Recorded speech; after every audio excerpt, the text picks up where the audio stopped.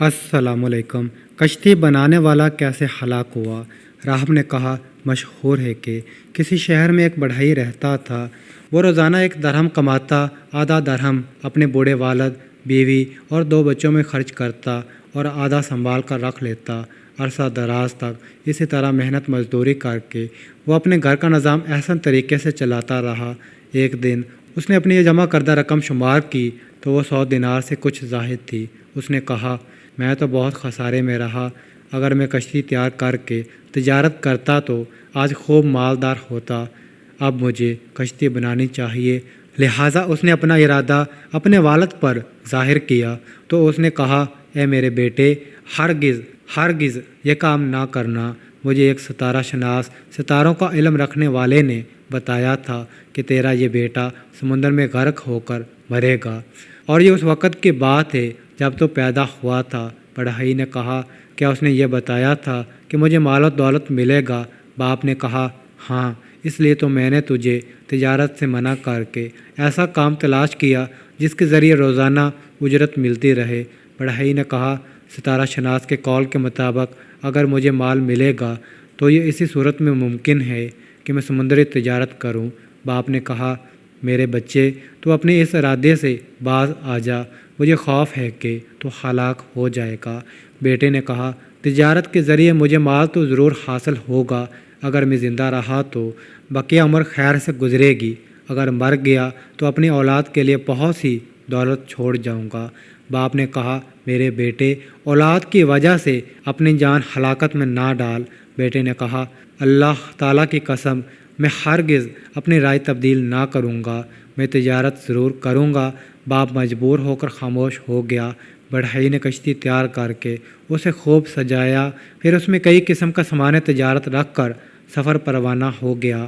1 سال بعد جب واپس آیا تو اس کے پاس 100 قنطار سونے جتنی رقم موجود تھی۔ بیٹے کو صحیح سلامت دیکھ کر باپ نے اللہ تعالیٰ کا شکر ادا کیا اور اس کے لائے ہوئے مال کی تعریف کرتے ہوئے کہا، میں نے نظر مانی تھی کہ اگر میرا بیٹا اس سفر سے سلامتی کے ساتھ واپس آ گیا تو میں اس کی بنائی ہوئی کشتی کو آگ لگا دوں گا۔ بیٹے نے کہا، ابا جان، آپ نے میری ہلاکت اور میرے گھر کی بربادی کا ارادہ کر لیا ہے۔ باپ نے کہا، میرے بیٹے، میں نے یہ ارادہ تمہاری زندگی اور تمہارے گھر کی دیر سلامتی کے لیے کیا ہے۔ معاملات کو میں تجھ سے کہیں زیادہ جانتا ہوں۔ میں دیکھ رہا ہوں کہ اللہ تعالیٰ نے تجھے وسعت دی ہے۔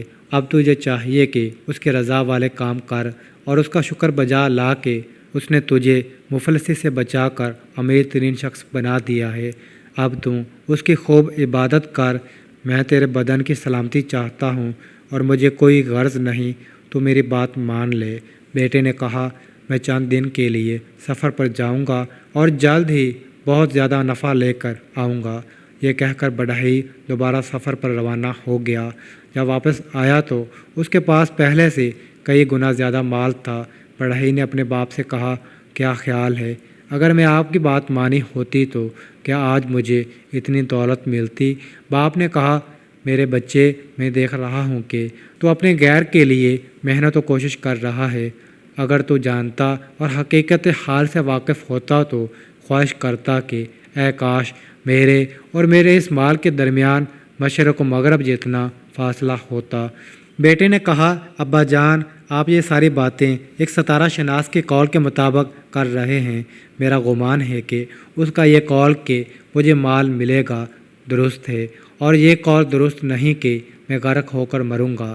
یہ کہہ کر بڑھئی نے دوسری کشتی بنانے کا حکم دیا۔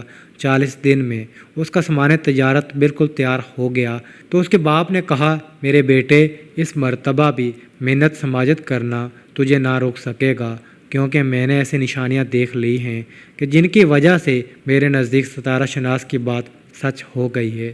اتنا کہہ کر بوڑھا باپ اپنے بیٹے کی جدائی پر زاروں کے تار رونے لگا تو بیٹے نے کہا، اللہ تعالیٰ مجھے آپ پر فدا کرے، صرف اس مرتبہ اور صبر کر لیں۔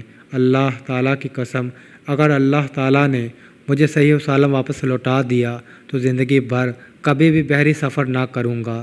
بوڑھے باپ نے کہا، اللہ تعالیٰ کی قسم، مجھے یقین ہو چلا ہے اب تو ضائع ہو جائے گا۔ अल्लाह ताला की कसम, इस मर्तबा तो वापस नहीं आएगा यहाँ तक कि सूरज गरूब से तलू हो। फिर बूढ़े बाप ने उसकी मिन्नत समाजत की और खूब रो रो कर समझाया, मगर उसने अपने बूढ़े बाप की बातों पर कोई तवज्जो ना दी और दोनों कश्तियों को लेकर सफ़र पर रवाना हो गया। जब कश्तियाँ बीच समंदर में पहुँची तो अचानक तूफ़ान आ गया और दोनों कश्तियाँ आपस में टकरा कर तबाह बर्बाद हो गई। गर्क होते वक़्त ताजर को अपने बाप की बातें याद आ रही थी। वो सोच रहा था कि मैंने अपने बाप की नाफरमानी क्यों की, लेकिन अब मामला उसके हाथ से निकल चुका था। इस तरह वो और उसके तमाम साथी साजो सामान के साथ समुद्र में गर्क होकर मौत की काट उतर गए। फिर उसका बूढ़ा बाप भी चंद ही दिनों में बेटे की जुदाई के गम में इस दरे फ़ानी से कूच कर गया।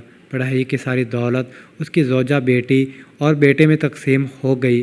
उसकी जोजा ने दूसरी शादी कर ली, बेटी और बेटे की भी शादी हो गई और अब बढ़ाई के माल में उसकी जोजा जो कि बेवा हो चुकी थी और उसका नया शौहर, उसकी बेटी का शौहर और उसकी बेटी की बीवी भी शरीक हो गई। हर वो माल जिसे बदबख्त लोग जमा करते हैं उसका यही अंजाम होता है। राहब ने कहा, मुझे उन लोगों पर शदीद ताज्जुब होता है जो अपने जिस्म से बुखल करते और दूसरों पर खर्च करते हैं।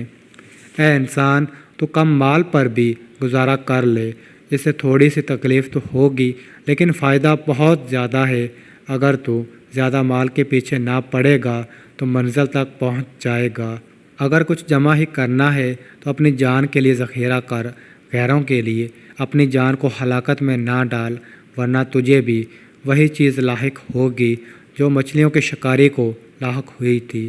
पूछा, मछलियों के शिकारी को क्या चीज़ लाहक हुई? मज़ीद सबक आमोज़ और इस्लामी वाक़यात देखने और सुनने के लिए चैनल को सब्सक्राइब करें और साथ वाली घंटी आल पर क्लिक करें ताकि हमारी हर आने वाली नई और दिलचस्प वीडियो सबसे पहले आप तक पहुंच सके। वीडियो को लाइक करें, कमेंट्स में अपनी राय का इजहार करें। अल्लाह ताला हम सब का हामी और नासिर हो। आमीन।